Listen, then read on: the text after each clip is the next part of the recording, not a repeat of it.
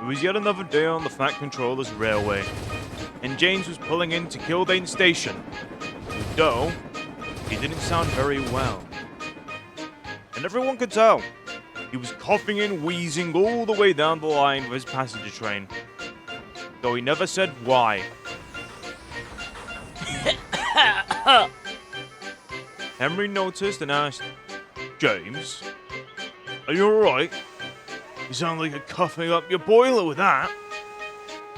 "Oh, no, Henry. I'm fine, really." But it was quite obvious that he wasn't. "I know what well sounds like, and it isn't that for sure. What is the matter with you?" Like I said, I'm fine. Just a bit stuffed up is all. And he coughed and wheezed out of the station. But Henry noticed something. That smells very familiar. Although he didn't know what it was, he was sure it had something to do with James. Elsewhere in the yard was Oliver and Isabel, and they weren't very happy either. All right. What's the matter with you? But I don't want to sound ungrateful, but I long for a good old run now and again. These little shunting yards make me feel all cramped like. Typical. Every single time. You're never happy with what you have, Oliver. Oh, big talk coming from a coach. You don't understand how it is. You could stand still all day and it doesn't matter to you. But for us engines, we like moving. And I don't like moving in tight spaces. Oh, the cheek of it. Yeah, cheek this. Oliver had to go back around and take Isabel out to the siding. But she was mad. Really mad. And was plotting a way to get back at Oliver. "Come along, don't fuss. Come along, don't fuss," Oliver said. And while she didn't fuss, she gave Oliver a nasty bump, causing him to surge forward and into the turntable well. "Oh, dear! Oh, goodness." "Trouble with the Mrs. Oliver?" Duck asked. Yeah. Shut up, Monty."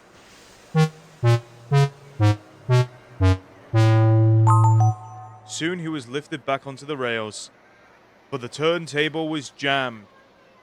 "Well, Oliver, for clarity, what even started all this?" We just had a disagreement. I just want a good long run.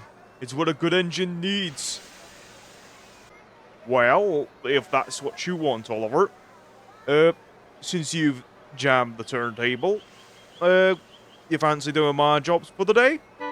Oliver was delighted. "Yes, Duck, I'd love to do that.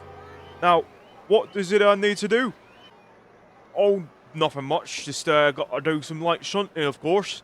Though you will be needed to run down the line to different stations. Though I do have a post train like this night if you want a ticket." Oliver agreed, and he was giddy all over as he rushed down to the other stations. "So long, Isabel." Although Isabel was angry at Oliver, she was a bit sad to see him go. Down at Knapford Docks, Henry and Gordon were getting repainted. "Okay, I've had enough of the silence. Do you know what's going on with James?" "Oh, not this again, Henry. You know James is just an odd fellow. This is just one of his quirks. He's going through this right now, and he'll stop by tomorrow, I tell you." "I'm being serious, Gordon. He's been looking really sickly recently, and it's got me concerned. So if you know anything about it, you tell me immediately. You got it?" Although Gordon didn't say anything, he began to feel a bit guilty.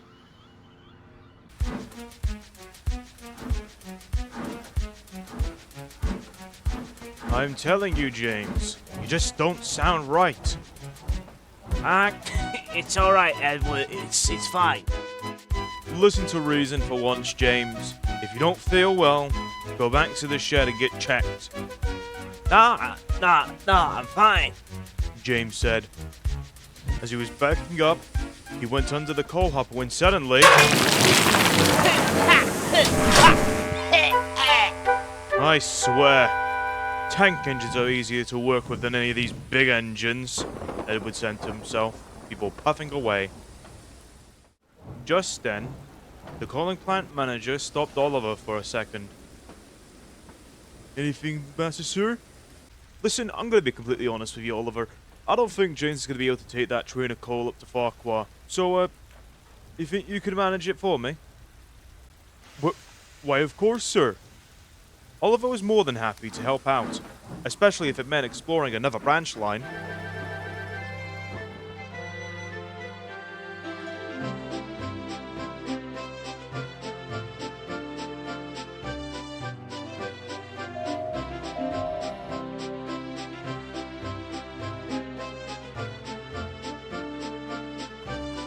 Oh, this is exactly what I needed. A good long run to stretch my wheels. And although Oliver was enjoying himself, he did miss having a branch line of his own, and longed for the feeling. Eventually, Oliver made it up to Farquhar Station, where he met an engine and a coach, though he couldn't tell which was which. Oh, good evening, you two. Toby, look at that engine. Oh, yes, Henrietta. And look at the letters on his side of his tanks. Great Western, that. Yes, I am Great Western. And speaking about what we are, which one of you's the coach? Excuse me? Even after chancing the trucks, Toby was still a bit angry at him. Coach indeed, he said. Oh, come off him, Toby, Henrietta added. Oh, he's just young, he doesn't know any better. Oh, I guess you're right. Oliver just laughed. You need let a coach tell you what to do? That is silly, isn't it? A coach does what it's told, not the other way around, you silly old engine. All right, and none of that nonsense. Toby cut in. A coach is important, he said. A coach can be your friend, and it can get you to pipe down when you're being a bit of a nuisance. Always listen to your coach, Oliver. If you want to work on this Fat Controllers Railway and be a really useful engine, you'll learn that soon. Now be off with you rude little tank engine. And Oliver did as he was told. All the while, thinking about how rude he was to Isabel.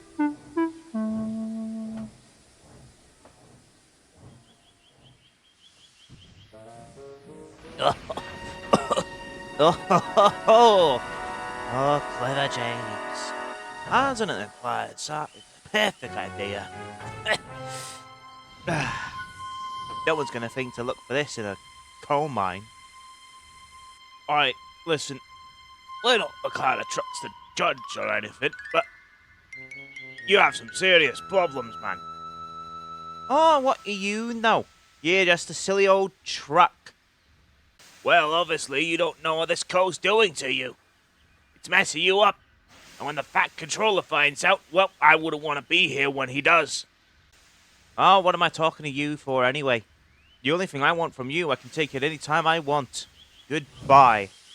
And he puffed away.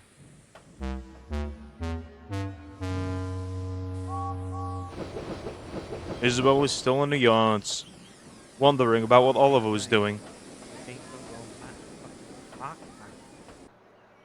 Isabel had never been left alone for too long, and she was getting very bored. When will he come back? She thought. Oliver, meanwhile, was getting ready for the mail train. He collected the mail from Vickerstown and trundled down the line. It was quite a fun time, running out through the night, pulling the mail train, but with all this running back and forth, he was getting tired, and he did miss the company of his coach. Did you see that, Stuart? I never seen an engine like that. Well, you said that about every engine that comes by. Now be quiet, I'm trying to get repainted here.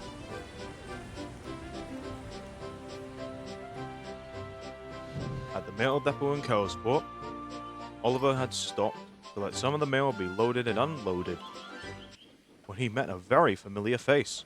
It's you! Yes, quite. It seems you've heeded my warning, little engine. And you made it here all right? Well, yes, but we had a few complications along the way, and well, we made it. But Oliver seemed to trail off. I can tell when an engine isn't feeling right, little engine. What seems to be the matter with you?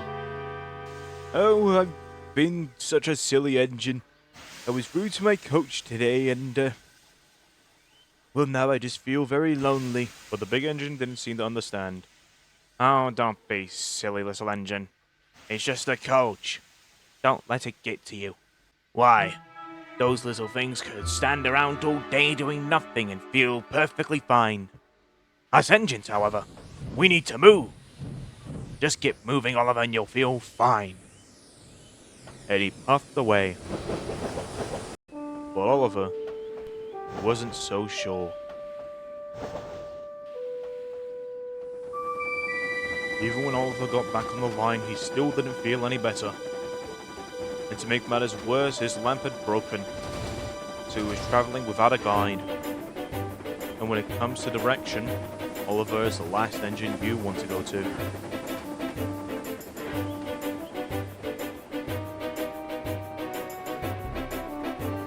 Soon enough, Oliver came shooting through Kildane.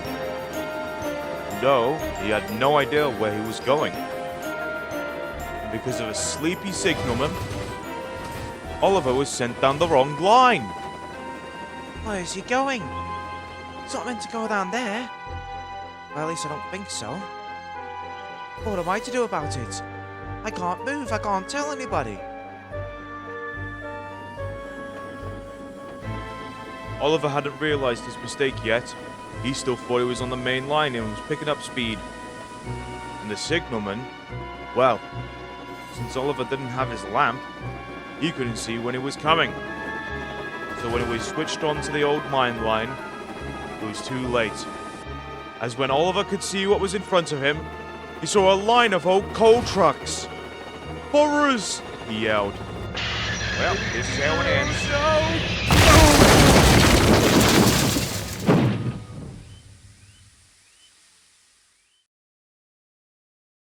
The next day, the Vac controller had arrived at Kildane, trying to find out where Oliver went.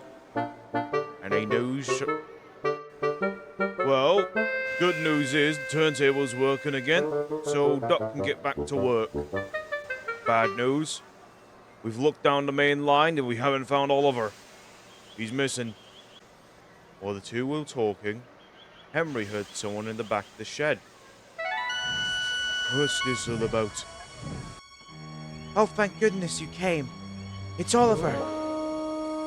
Yeah, what about him? He's gone down the wrong line.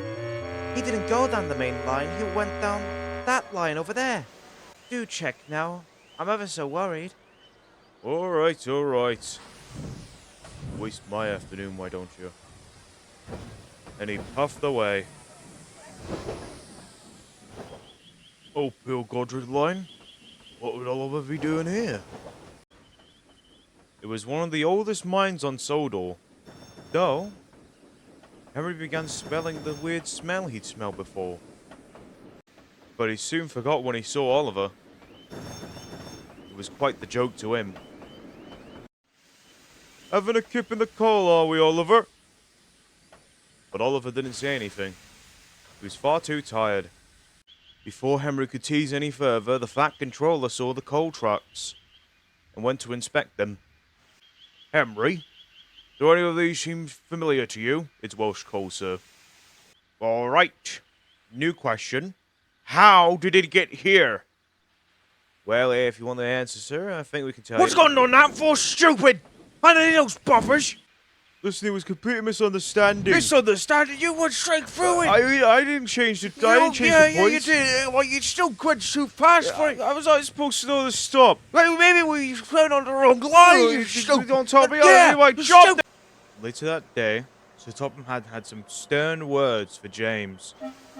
You've indeed caused some serious confusion and delay for my Welsh coal buyers, James. And all that Welsh coal burning up so fast has you all stuffed up. I promise you, James, I will find a way to punish you that you will learn from. And it won't be good work. Meanwhile, Isabel was looking very crossly at Oliver, but before she could have said anything mean, she asked, So, how was that long run of yours? Has it cleared your mind yet? "Well, I'll admit it was fun for a time, but it really isn't for me, all that running about all down the line. And, well, I guess I just like being here. At least I know I'm not alone when I'm in a yard." You never really were the solo type, were you? "No, no, not really. And besides, if I wasn't here, you'd be biting everyone's ear off without me to rein you in." And what's that supposed to mean, Oliver? "Oh, you know I'm just joking." Well, that's the thing, Oliver. Jokes are usually funny. And the two longtime friends just laughed. You better give me those buffers or you're getting lynched.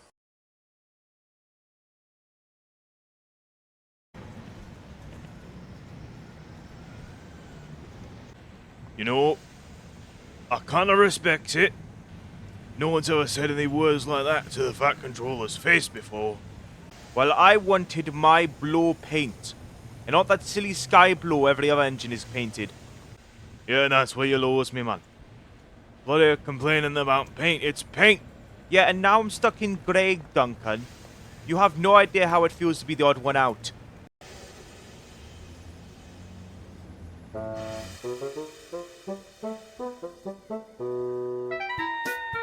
What in the actual hell is that? You have no idea.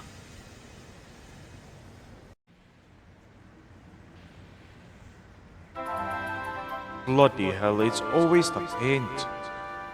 Oh, never mind this. I'm going to sleep.